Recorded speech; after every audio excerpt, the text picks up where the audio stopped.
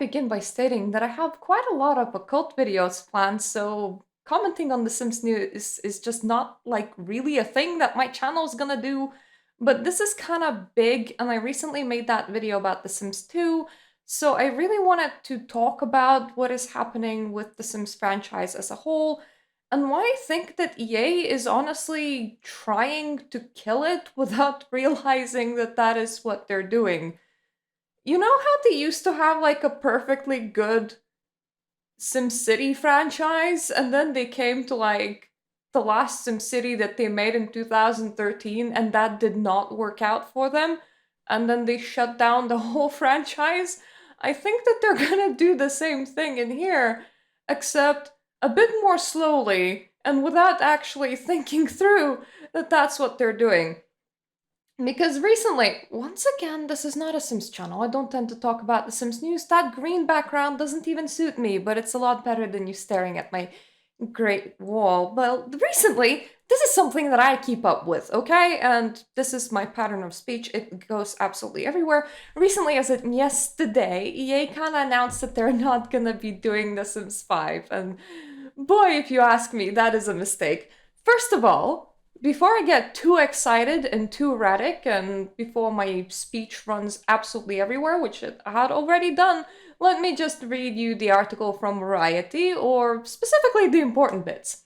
Electronic Arts' popular free-to-play live simulation video game franchise The Sims, there's only one bit of it that's free-to-play, but okay, is breaking from tradition, with the gaming company confirming Tuesday that there are no plans for The Sims 5 game as the successor to the current edition, The Sims 4.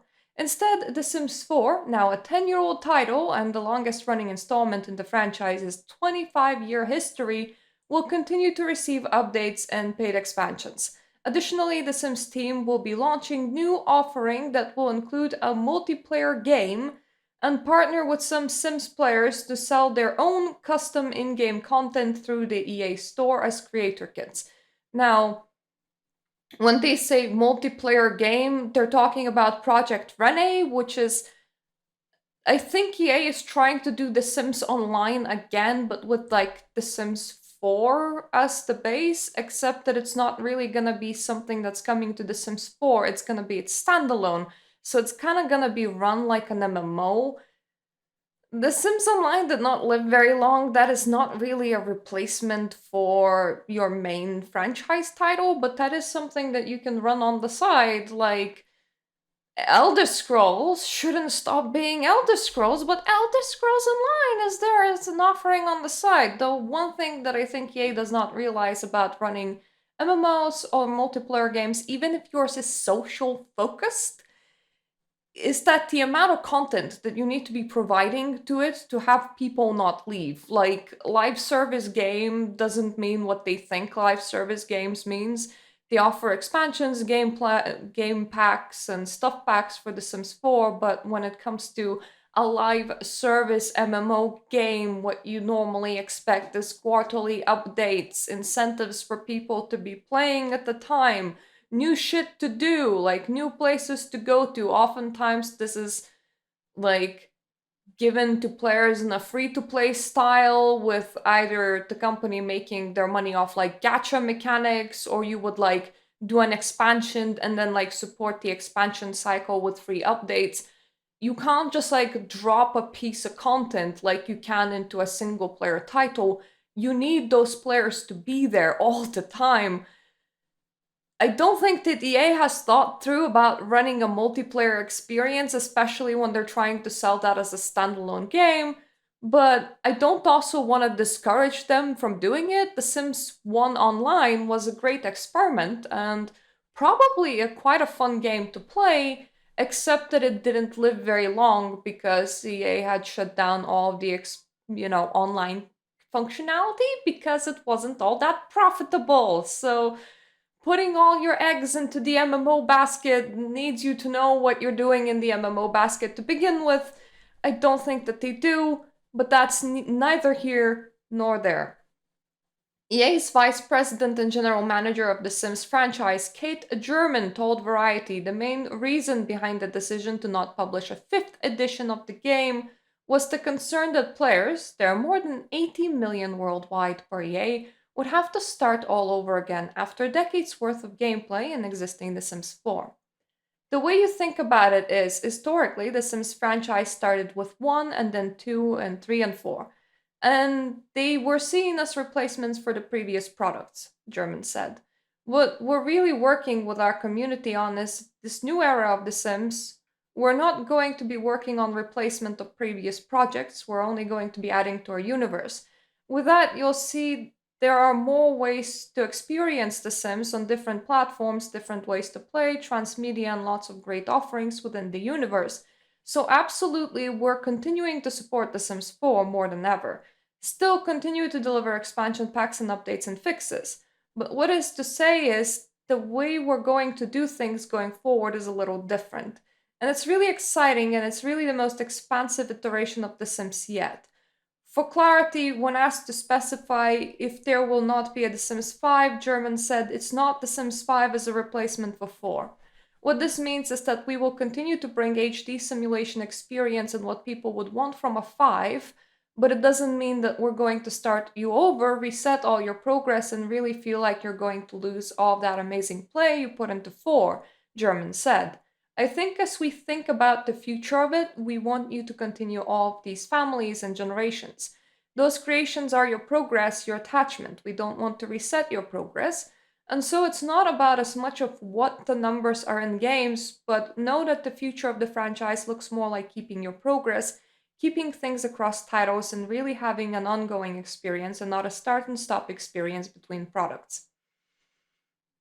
Now,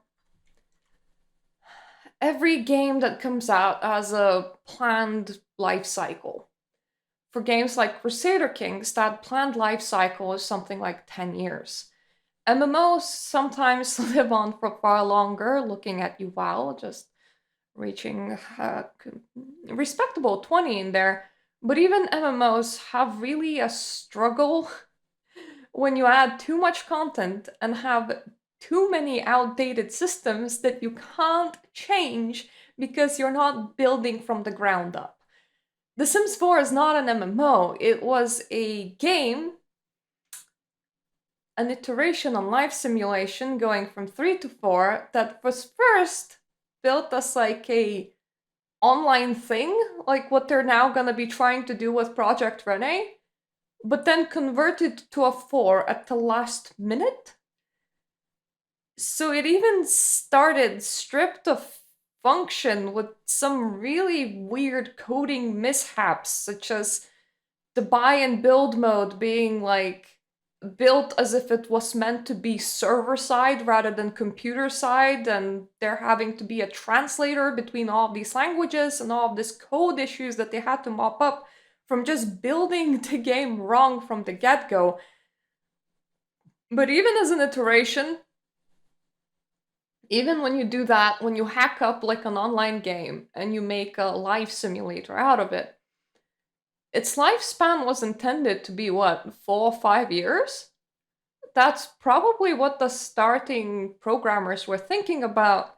And as The Sims 4, it started aging, it started showing really badly. I can tell you that by the time they released City Living, simulation lag has entered my game, making it unplayable. It did not get any better from there, it got significantly worse. If you tried running all expansions, all game packs, and all stuff packs that are out there for The Sims 4 at the current time, I don't know many people that could run that and say that they're having a smooth experience. From what I know, even influencers working for EA, aka people that are not necessarily employed by EA, but The Sims 4 is their bread and butter. It is how they make their money on their channel, and it is what they're doing as their main employment day to day, which means that they need this game to continue working and to succeed. Even they like have issues with their gameplay.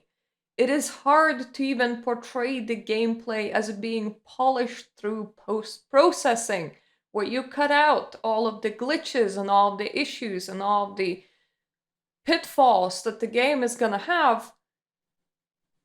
being an average user playing that game, I don't think anyone's having a clean experience outside of perhaps free-to-play players that don't actually have add-ons, and add-ons is how VA makes money now. Therefore, this decision is really baffling. You already have a game that cannot support its own foundations, that is crumbling and falling apart, and you're telling all of your fan base that you're not interested in investing in the franchise going forward by having a new iteration.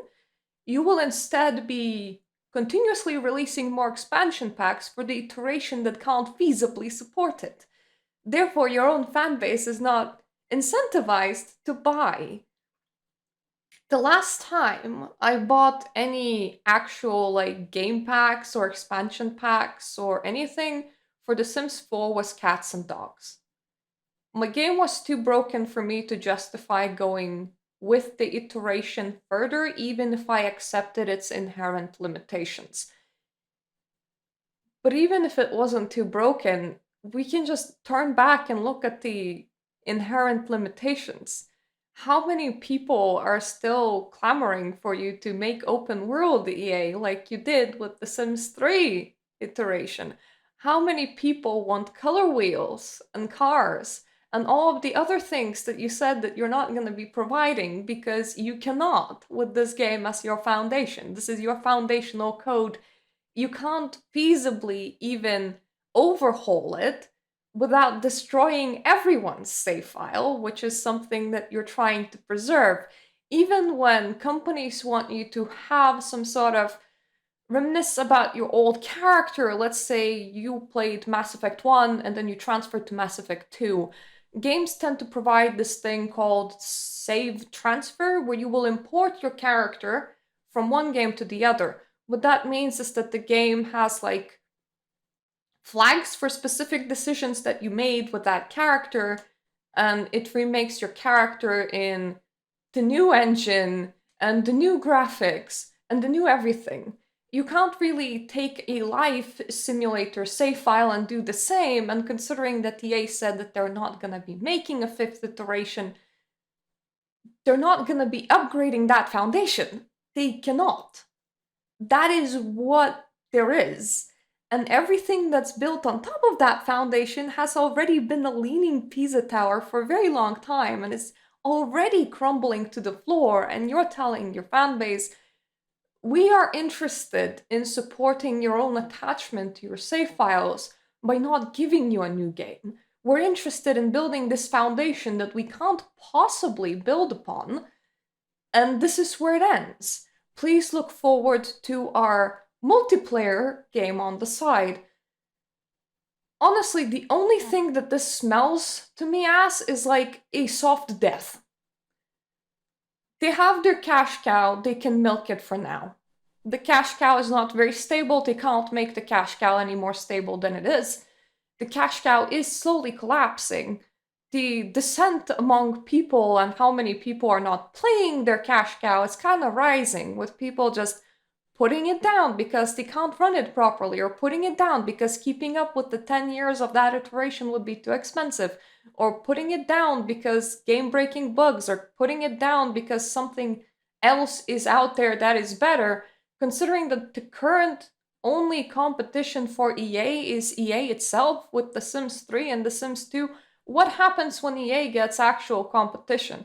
SimCity was killed when Cities Skylines released, mainly because Cities Skylines grabbed some of EA's audience, and EA would have needed to actually bother to compete. And I don't think that as a company they want to do that. So what you're gonna see is, yeah, you're gonna get support for The Sims 4 for some amount of time. Might be 5 years, might be 10, for about as long as it makes sense for EA to support it, but the interest in game over time goes down. This is why even new MMOs get made and all MMOs get shut down. You're not gonna keep that 80 million player base. You don't have the foundation to grow that on. What you're pronouncing is a death to a franchise. You're telling your people that you're not gonna be investing in the better, newer thing. You're just gonna keep this one running until you can't run it anymore. And that's not good. I know that it might be good for like current The Sims 4 influencers because breathe in, breathe out, your work is secured for the current time. But going forward, what? What then? What when all of these new life simulators hit the market and people actually do find the one or the several that holds their attention, what then? And if this wave of life simulators does not actually like spark anyone's internal interest, what about when the next wave of life simulators comes out?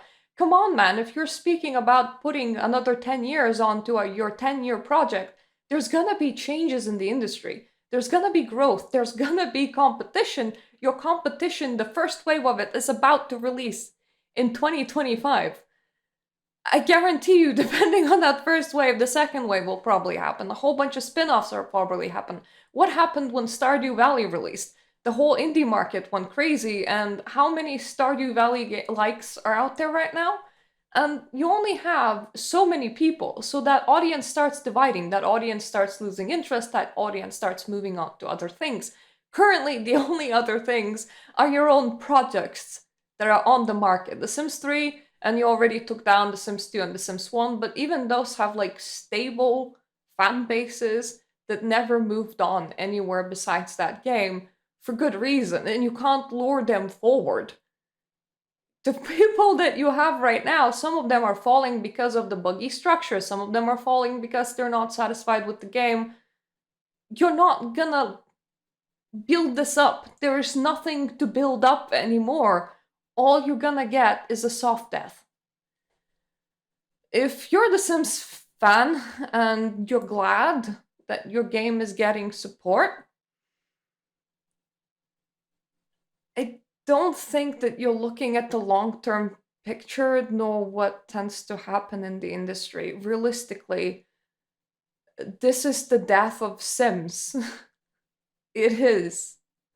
I mean, of course, EA can always change their mind, but it would probably take them, what, 5 years to build a new iteration? At least. And considering their track record with SimCity, I don't think that they're competitively minded. I think that they like easy money. I think that the only way EA would compete is if easy money ran out. And even then, I'm questioning if they would actually take the chance and develop something new and interesting, or would just EA fade into the history like so many of other gaming companies have done. But anyways, that's my opinion. I'm very sorry for posting this video to my regular audience. This is Sims news is not what we do on the regular. Okay, I do some game rants. I play through all games at the moment.